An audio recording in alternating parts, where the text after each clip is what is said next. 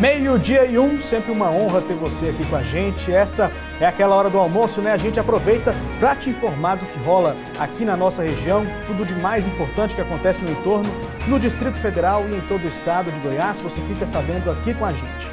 Nesse momento, os termômetros marcam 27 graus, tem chance de chuva novamente para hoje. Um ótimo almoço para você e siga com a gente.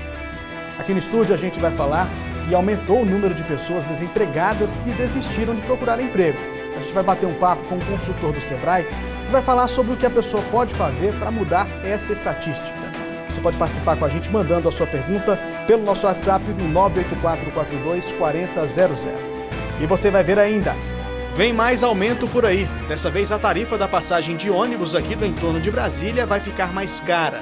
Essa mudança passa a valer já no domingo. Sem asfalto, moradores do Parque Alvorada 2 em Lusiânia já não sabem mais a quem recorrer.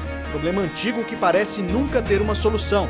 Em Brasília, governador de Goiás participa de fórum sobre a proposta da reforma da Previdência apresentada pelo governo federal. E no prato do dia tem uma receita saborosa de anéis de cebola. Tudo isso você confere agora no J1.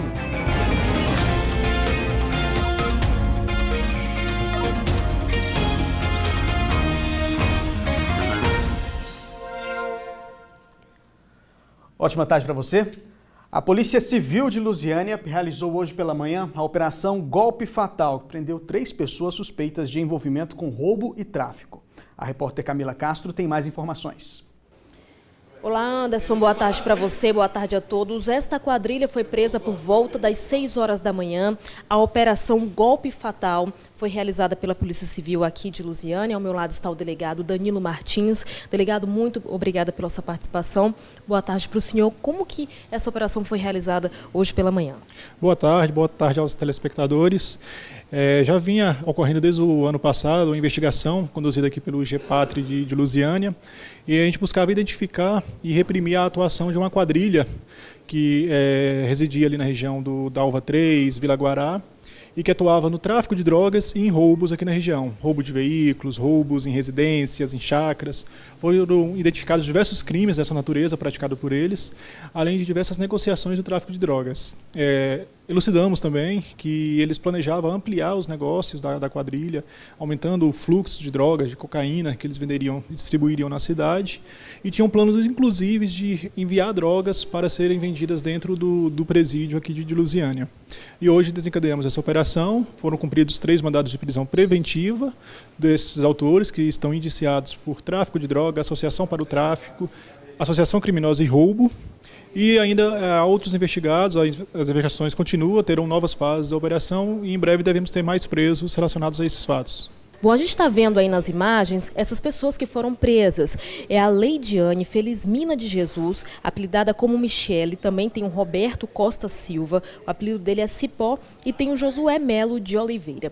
Doutor, como você falou, né, essa operação aconteceu em 3 bairros, foi aí no Dalva 3, Copaíbas e Vila Guará. Essa operação deve continuar, não é isso? Sim, ela foi deflagrada nessa manhã, na madrugada. Cumprimos 5 mandados de busca e apreensão em residências e foram dados cumprimento em 3 mandados de prisão nesses 3 bairros aqui de Lusiânia. Mas as investigações não param por aqui, continuam em busca de identificar e prender outros elementos que façam parte dessa quadrilha, buscando reprimir de forma eficiente os roubos e também o tráfico de drogas aqui na região de Lusiânia. Ok, doutor, muito obrigada pela sua participação. Anderson, é isso, eu volto com você. Obrigado, Camila. A gente fala agora sobre uma outra operação. A Polícia Federal apreendeu aviões em um hangar de Goiânia durante uma operação contra o tráfico internacional de drogas. O entorpecente era transportado em aeronaves da Colômbia e da Bolívia para o Brasil, Estados Unidos e Europa. A suspeita é que o grupo tenha movimentado 13 milhões de reais em menos de 2 anos. As investigações que culminaram na Operação FLAC começaram há 2 anos. A polícia verificou que entre março de 2017 e outubro de 2018 foram feitos pelo menos 23 voos, levando em média 400 quilos de cocaína por vez. No entanto, a polícia suspeita que o grupo agia desde 1999. Mais de 50 suspeitos devem ser presos e 47 aeronaves apreendidas durante a operação, que acontece em 7 estados e também no Distrito Federal. A operação envolve 400 policiais e conta com o apoio da Força Aérea Brasileira e do Grupamento de Rádio Patrulha Aérea da Polícia Militar de Goiás. O presidente do Instituto de Assistência à Saúde Social dos Servidores Municipais de Goiânia, Sebastião Peixoto, foi preso hoje pela manhã, durante a ação do Ministério Público do Estado, que investiga suspeitas de fraudes e desvio de verbas no órgão. Estão sendo cumpridos 6 mandados de prisão. Além de Peixoto, os outros alvos são 5 médicos suspeitos de participar do esquema. Outras 9 ordens de busca e apreensão são executadas na sede do IMAS e em clínicas que participariam do esquema. A assessoria do órgão disse por telefone que está providenciando um posicionamento sobre o caso. Batizada de fatura final, a ação investiga a falsificação e a adulteração de documentos por uma organização criminosa que ficava com as verbas do Instituto. O alvo do grupo era um contrato no valor de R$10 milhões com uma clínica de fachada, onde, conforme o Ministério Público de Goiás, as fraudes aconteciam em atendimentos médicos inexistentes. E olha só essa notícia agora, gente. O novo reajuste das passagens de ônibus aqui para a região do entorno já foi autorizado pela Agência Nacional de Transportes Terrestres. O aumento vai ser mais de 5%. É só falar em aumento das passagens de ônibus que os passageiros reclamam. Eu não acho justo, porque aqui já fica muito difícil para quem mora aqui trabalhar em Brasília, por causa justamente da passagem. Cada vez que aumentar mais, quem é prejudicado só é a gente. O novo reajuste das passagens de ônibus para a região do entorno de Brasília já foi autorizado pela Agência Nacional de Transportes Terrestres, ANTT. O aumento será de 5,231%, o que dá em média 30 centavos de diferença no transporte semi-urbano. O que não agradou, mais uma vez, quem anda de ônibus todos os dias, é que no final das contas, a diferença pesa no bolso de muita gente. Pesa muito, né? Em 30 a galinha enche o papo, né? Dona Maria ficou surpresa. Não comunica, eu não estava sabendo. Tem gente que nem tem o dinheiro todo, só tem aquela metade ali, aquele do dia a dia. Aí tem que desinteirar, né? Esses são os últimos dias que os passageiros pagam os valores que foram reajustados no ano passado, porque os novos preços já começam a valer a partir do próximo domingo, dia 24 de fevereiro. Tem gente que acha que o reajuste deveria vir acompanhado de mudanças no transporte. Por exemplo, mais ônibus. Não condiz com a realidade das empresas, né? Porque se pelo menos tivesse qualidade, tudo bem, mas nem isso tem. Nem horário tem, pra você ver. E nem ônibus também, né? Os ônibus tudo, né, quebrado, tudo não, é um transtorno danado pra gente. A superlotação e a demora também são motivos de reclamação. Se problemas como esses fossem resolvidos, tem gente que nem ia reclamar do novo valor. Teria que ter mais transporte, né? Falta muito, né? Teria meia hora, 1 hora para sair para o Ocidental, bem pertinho. É 10 quilômetros daqui lá. Segurança não tem nos ônibus. Então, assim, você vê muita gente idoso também indo em pé. Então é muito complicado isso aí. Reforçando então, as passagens devem ficar cerca de 30 centavos mais caras a partir de domingo. Falando em reajuste de passagens, com esse calorão dos últimos dias, né, imagina como é a vida de quem usa o transporte público. Paga caro pela passagem e ainda enfrenta esse clima, né, dentro dos ônibus aí. É complicado, mas um projeto de lei na Câmara de Vereadores de Goiânia prevê que todos os ônibus da região metropolitana circulem com ar-condicionado. Ideia que podia se espalhar aí para outras regiões do estado, principalmente aqui para o entorno de Brasília. Mesmo num dia assim, com o tempo mais fresco, a viagem é suada no transporte coletivo. Tem que investir mais, não investe. Tá precisando de mais conforto, calor demais. Não faz muito tempo que os ônibus do eixo Anhanguera tinham ar-condicionado. O refresco não existe mais. A licitação, feita pela Prefeitura há mais de 10 anos, já previa a obrigação das empresas de colocar ônibus nas ruas mais modernos e com mais conforto para o passageiro. Na prática, isso não tem correspondido às expectativas do usuário. Tô suada já e o ônibus está vazio. Esse horário que você está aqui, o ônibus não está cheio, não. A vereadora Tatiana Lemos, do PCdoB, apresentou um projeto na Câmara esta semana para obrigar as empresas a colocarem ar-condicionado nos ônibus. O contrato dessas empresas no transporte público da nossa cidade, ele prevê melhorias. Então, o ar-condicionado na nossa cidade, uma cidade quente como Goiânia, ele não é um luxo, ele é uma necessidade. O projeto prevê que no prazo de 1 ano, metade da frota deve ter ar-condicionado. E em 2 anos, todos os ônibus precisam estar com equipamento instalado e funcionando. Ar-condicionado ligado normalmente aumenta o consumo de combustível em qualquer carro e não seria diferente num ônibus como este. Se o passageiro tem direito a melhorias e as empresas, por força de contrato, a obrigação de investir em mais conforto, então que isso seja feito.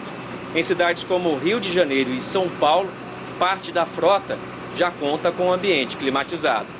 Em Goiânia, o passageiro torce para a lei ser aprovada e que as viagens tenham apenas calor humano no bom sentido. Amém!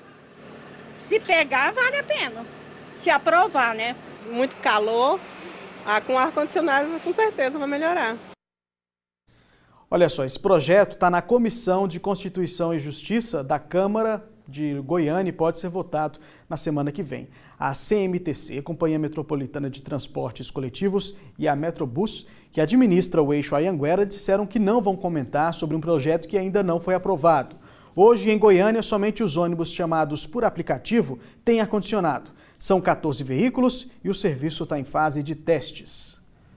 Olha só que assunto triste, gente. Um idoso de 78 anos teria matado o filho no quintal de casa, na cidade de Castelândia, na região sudoeste do estado. Testemunhas contaram que o homem morto era usuário de drogas e estava batendo na irmã e no sobrinho quando o idoso reagiu. O crime foi nessa casa, na região central de Castelândia. Um idoso de 78 anos é o principal suspeito de matar o próprio filho, Júnior Alves Jorge, de 31 anos, a pauladas depois de uma briga e fugido em seguida. Segundo vizinhos, o desentendimento teria começado aqui na garagem da casa. O senhor Cícero, de 78 anos, teria tentado defender a família dele, a filha e um neto pequeno das agressões de Júnior Jorge. Aqui no chão, olha só, ainda dá para ver um pedaço de pau que teria sido usado pelo senhor Cícero para matar o próprio filho. O corpo dele ficou caído aqui no quintal da casa. Dona Célia é vizinha da família há muitos anos e disse que o idoso sofria ameaças do filho, que era usuário de drogas. Mexia com droga, batia no pai, né? Quando não tinha dinheiro, ele roubava os trem do pai dele para vender. Familiares estiveram no local do crime, mas não quiseram dar entrevista. O corpo de Júnior Alves Jorge foi velado no salão da Câmara de Vereadores de Castelândia. Deixar o J1 mais leve agora, né, gente? Com as participações aqui pelo nosso WhatsApp 984-424000. Olha só, chegou o recado aqui pra gente do Charles, aqui de Lusiânia. Ele diz o seguinte: como vamos pagar tanta passagem? Tá cada dia mais caro, é um absurdo. Tem um recado também da Márcia, olha só, ela diz que assisto vocês todos os dias e o valor da passagem aumentou, mas cadê os ônibus? Quando passa um é lotado, quente, não faz o percurso todo porque quebra no meio do caminho. Tá aí a bronca da Márcia e também do Charles aqui de Lusiânia em relação a esse aumento da tarifa, da passagem aqui dos ônibus que vão circular aqui no entorno, que circulam aqui no entorno do Distrito Federal, principalmente aqui em Lusiânia. Vamos dar uma olhada agora no telão aqui, tem mais mensagem? Recado do Darlan Alves, de Cidade Ocidental. Sugestão de reportagem: 70 alunos em uma sala de aula na Escola Municipal Nova Friburgo. Turno noturno. Ontem, inclusive, um aluno tentou esfaquear o outro em meio a tantos alunos, né? Isso é um governo valorizando a educação. Está aí a reclamação do Darlan Alves em relação à superlotação em uma sala de aula e também uma denúncia grave dessa tentativa aí de esfaqueamento. Wilson Lopes, de Cidade Ocidental, fora os buracos nas vias, teria como montar uma reportagem para falar sobre a falta de iluminação. Já tem os postes, gostaria de saber dos governantes se vão esperar mais um mandato para finalizar. A única obra que vejo é a Orla do Lago. Valeu, Wilson Lopes, lá de Cidade Ocidental. Tem um recado também da Shirlane, de Lusiânia. Queria que vocês viessem ver a situação dos alunos aqui do Jardim São Paulo. conseguiram ônibus escolar, mas tem que ficar à beira da BR, que é muito perigosa. A gente mostrou há algum tempo atrás aqui a situação dos alunos lá do Jardim São Paulo que ficam esperando o ônibus do transporte público para estudar aqui em Lusiânia. Jardim São Paulo é aquele bairro que fica bem afastado do centro da cidade. Você viu aí várias sugestões de reportagens aqui para a gente. Continue mandando que a nossa produção avalia cada sugestão. Intervalo comercial, na sequência tem a reclamação dos moradores do Parque Alvorada 2 em Lusiânia. Por lá não tem asfalto. E aqui no estúdio vamos conversar com o consultor do Sebrae para falar sobre quem decide virar empreendedor por estar desempregado. Você pode participar com a gente mandando a sua pergunta pelo 984-424000. Voltamos em instantes.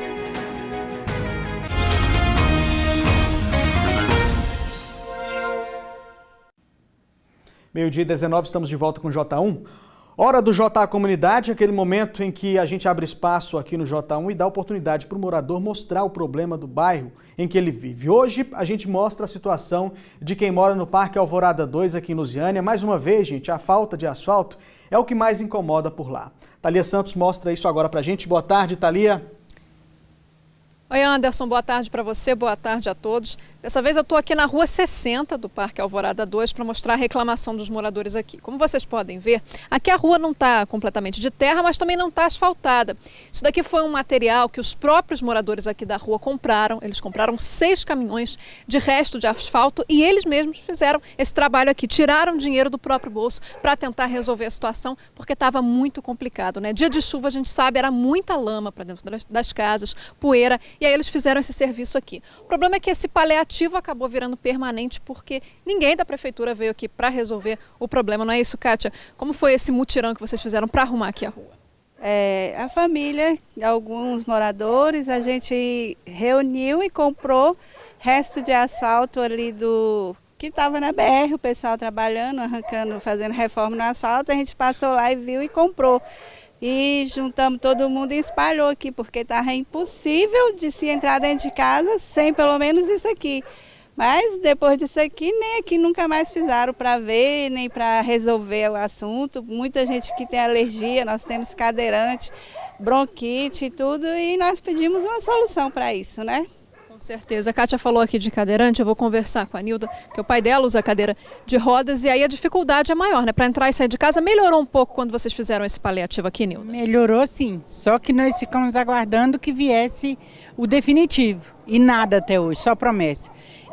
Passaram, toda época de política faz campanha aqui, aí eles prometem, mas cumprir nunca. Se a gente vai à prefeitura, aí eles falam que já está asfaltado, mas está aí a prova que não tem nada asfaltado. Com certeza, Nilda, eu vou conversar aqui com o Luan também. Luan, a gente viu que as outras ruas, né, vocês fizeram esse paliativo aqui na rua de vocês, na rua 60, mas as outras não estão asfaltadas, né? Então, para chegar e para sair do bairro, não tem jeito, tem que passar pela lama, pela poeira. Realmente aqui no nosso bairro é muito, muito complicado. Quando não é lama na época da chuva, é poeira na época da seca, né? E as crianças, os cadeirantes têm uma dificuldade imensa de sair desse bairro ou de entrar. Temos até amigos que querem investir no bairro, mas como é que investe desse jeito? Eles vêm aqui e simplesmente falam que não tem condições. Não tem infraestrutura? Não tem infraestrutura, né? A gente está à mercê do tempo. Precisamos dos nossos governantes que tomem a atitude verdadeira aqui para o nosso bairro e também para toda a nossa Lusiânia, né? Certo, com certeza, Luan. O problema é que quando os moradores se reúnem para ir na prefeitura pedir uma solução aqui, o que acontece é que lá eles dizem que a rua está constada como asfaltada, né? Vou conversar com o Arnaldo. É isso, né? Vocês ficam meio de mãos atadas, porque se lá consta que a rua está asfaltada, não tem o que ser feito aqui para vocês? Pois é, cadê o dinheiro do asfalto? O Parque Alvorada tem mais de 60 anos e diz que tem asfalto. Cadê o asfalto? Cadê o dinheiro do asfalto? Que até hoje ninguém vê nada asfaltado aqui. Complicado isso, né? Complicado. E a gente vê que é todo o bairro assim, né? O de vocês é que vocês tentaram ajeitar, mas não tem asfalto em praticamente boa parte aqui. Isso, não tem asfalto, aí que você vê. Imposto a gente paga todos os anos, mas o que vê é esse matagal e a rua toda esburacada. Com certeza. Obrigada, Arnaldo. E aí, se os moradores vão lá e consta que está asfaltado, fica a pergunta aí que eu vou deixar para o pessoal de casa e também para as autoridades que estão vendo a gente. Não é isso, pessoal? Cadê o dinheiro do asfalto? Cadê o dinheiro do asfalto? Cadê o dinheiro do asfalto, né? A pergunta dos moradores. Obrigado aos moradores. Agradeço também a participação da Thalia Santos. Olha só, em nota, a assessoria de imprensa da Prefeitura de Lusiânia disse que no próximo mês será licitado aí o PAC do Parque Alvorada, que contemplará sistema de esgoto sanitário, redes de águas pluviais e asfalto. Se a licitação será feita, ainda a gente vai estar acompanhando aqui para ver quando que algo prático vai ser feito por lá. E é claro, a gente vai continuar acompanhando toda essa situação triste que esses moradores enfrentam por lá. E olha só o número de desalentados, que são aquelas pessoas em idade ativa que desistiram de procurar emprego porque perderam a esperança, tem aumentado no Brasil.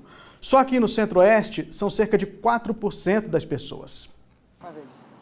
O Edinaldo veio tentar encontrar uma vaga de emprego no Cine de Lusiânia. Ele está há quase 2 anos desempregado. A gente se sente assim um pouco que a gente quer trabalhar, né? A gente tem família, a gente tem filhos, tem esposa, tem conta para pagar, então a gente não se sente muito bem. A gente volta certinho, a gente paga nossos impostos, então na hora de trabalhar, cadê o trabalho? O desemprego é um problema que faz parte da rotina de milhões de brasileiros. Para algumas pessoas, a situação ficou tão difícil que elas desistiram de procurar uma vaga. O IBGE chama esses trabalhadores de desalentados, aqueles que perderam a esperança. Foi isso que aconteceu com a Michele. Depois de muitos anos sem carteira assinada, ela resolveu trabalhar por conta própria. Gostaria que todo mundo tivesse a oportunidade de ter, né, seu emprego com carteira assinada. A gente procura, mas não encontra e tem que se virar, né? De acordo com dados divulgados pela Pesquisa Nacional por Amostra de Domicílios, só em 2018 foram 4,7 milhões de pessoas que desistiram de procurar emprego no país. O Nordeste é a região com maior número de desalentados, com 61%, seguido do Sul com 19,85%, o Norte com 11,21%, o Sudeste com 4,58% e o Centro-Oeste com 3,67%. O Gilvan é operador de empilhadeira. Há 7 meses sem trabalho, ele já pensa em ir embora por conta do desemprego. Eu me sinto assim, esquecido. Se eu não arrumar serviço aqui, eu estou indo para São Paulo ou para Goiânia procurar, porque aqui dentro do entorno aqui do Goiás e dentro de Brasília, não estou encontrando serviço na minha área. E olha só, gente, apesar desses números negativos, as pessoas não devem perder a esperança. Para falar mais sobre esse assunto, para dar algumas alternativas, nós estamos recebendo aqui no estúdio do J1 o Olosson Felipe, ele que é analista técnico do Sebrae. Olosson, seja muito bem-vindo. Vamos falar primeiro sobre essa nova modalidade. Existe uma nova modalidade de empreendedorismo que fala justamente sobre isso, né? Boa tarde, Anderson. Boa tarde a todos os telespectadores aí que estão nos assistindo. Então, segundo a pesquisa GEM, que é uma pesquisa global de empreendedorismo, empreender ela pode ser dada de 2 formas, ou por oportunidade, né, quando a pessoa identifica ali no ambiente, ou por necessidade, que casa justamente com o que vimos agora há pouco na matéria. Pessoas que estão ali sem uma oportunidade de emprego ou em uma situação que ela precisa gerar uma ocupação e renda para ela. Tá certo. Vamos falar o seguinte, se você está assistindo a gente agora, tem alguma dúvida sobre esse assunto, pode mandar sua pergunta pelo nosso WhatsApp, 984-42-4000. Se a pessoa decidir ir para esse caminho, o que ela deve fazer a princípio? Então, qualquer pessoa que queira empreender, nós no Sebrae aconselhamos o planejamento. Claro que quem empreende por necessidade não tem muito esse tempo de planejar, mas ela tem certos receios, né? E esses receios acabam gerando ali uma certa insegurança, né, de tomar decisões. O Sebrae tem várias ações que a gente pode estar ajudando esses empreendedores. Uma delas, por exemplo, é um seminário que a ONU criou, justamente através de pesquisas como essa, que é o Empretec. Uhum. Aí a pessoa deve procurar o Sebrae para poder justamente... Isso, pode aparecer ali no Sebrae, nós estamos ali ao lado do ginásio de esportes aqui em Lusiânia, né, conversar conosco, nossa equipe, para nós explicarmos melhor, entender a situação de cada um, né, porque cada caso é um caso, igual nós vimos aí o personagem colocando aí que ele está pensando em mudar de estado, né, para conseguir emprego. Então tem que analisar uma série de fatores, né? Por exemplo, custo de vida no local, quanto tempo ele também vai ficar lá esperando. Então tem uma série de fatores que a gente precisa analisar. A gente viu, Olosson, que muita gente acaba desistindo, né? Está procurando emprego, não consegue de jeito nenhum e acaba, de fato, desistindo de encontrar aí outras soluções para dar a volta por cima. Isso não pode acontecer, né? Chega aquele momento que a pessoa perde aquela motivação, né? Ela vai até determinado ponto e aí ela acaba enxergando que existe um certo limite. Na área do empreendedorismo nós trabalhamos isso, que é a chamada persistência, né? Que é um dos comportamentos de um empreendedor de sucesso. Então, caso essa pessoa queira, pelo lado do empreendedorismo, procurar esse auxílio, nós do Sebrae podemos auxiliar ela. Né? Outra nuance aí que a pessoa pode levar em consideração é em questão de mudar o ramo que ela atua, né? Tentar encontrar outras maneiras de se dar bem no mercado. Sim, com certeza. Aí seria ela talvez investir em capacitações técnicas em outras áreas, né? Para analisar o mercado, o que o mercado está oferecendo de emprego atualmente e ela seguir esse caminho aí para tentar encontrar seu emprego de uma forma mais fácil. Wallace, chegaram algumas perguntas aqui para a gente. O Tiago Pires, aqui de Lusiânia, quer saber sobre o e-commerce. É mais arriscado do que ter uma loja física, por exemplo? Não que seja arriscado, mas existe um planejamento também. O e-commerce, ele exige uma gestão tão próxima quanto de uma loja física, né? Porque esse empreendedor ele vai ter que trabalhar a questão de logística reversa, no caso de uma possível devolução de um produto, a questão financeira do negócio, formas de pagamento, acompanhamento. Então... Pergunta interessante aqui agora do Wilker, de Lusiânia também. Ele diz o seguinte: como estamos em tempos de crise econômica, quem abre o próprio negócio não pode se dar ao luxo de perder dinheiro ou desperdiçar oportunidades, né? Ele quer saber qual que é a ideia para ter um equilíbrio sobre isso. O Wilker está completamente certo. Nossa orientação básica é o planejamento. Então, antes de colocar em prática a ideia que esse empreendedor teve, nós trabalhamos com várias ferramentas para fazer a chamada análise de viabilidade desse negócio, né? Quanto que vai ser o custo mensal daquela empresa, uma meta, uma estimativa de uma receita que ele precisa gerar, e a partir daí o empreendedor consegue gerar algumas, digamos assim, previsões de cenários. Mais uma dúvida aqui agora do Antônio, da Vila Guará, aqui de Lusiânia. Eu gostaria de saber qual o primeiro passo para abrir um negócio em casa. Ele disse que está pensando em abrir um depósito de bebidas, por exemplo. O primeiro passo, nós aconselhamos que esse empreendedor ele procure a prefeitura para fazer a chamada análise do local, né, para a questão do alvará de funcionamento. E após, ele pode estar nos procurando lá no Sebrae para assistir uma oficina. Nós oferecemos a cada 15 dias uma oficina de plano de negócios e a orientação de como se formalizar como microempreendedor individual, que é uma forma jurídica aí de formalização de empresas mais fácil, né, que ele pode inclusive estar trabalhando da própria residência. Wallace, essa dúvida aqui do Renildo, que chegou agora lá de Valparaíso, de Goiás, eu tenho certeza que é a dúvida de muita gente também. Olha só, ele diz que não tem emprego, mas quando a gente abre um negócio próprio, a burocracia é muito grande. Tem alguma forma de simplificar isso tudo? Esse programa, o microempreendedor individual que eu acabei de citar, ele justamente foi criado para reduzir essa burocracia. Para você ter ideia, Anderson, hoje uma empresa nessa modalidade você consegue abrir ela em no máximo 5 minutos usando o seu computador de casa, né? Dependendo aí de sua conexão.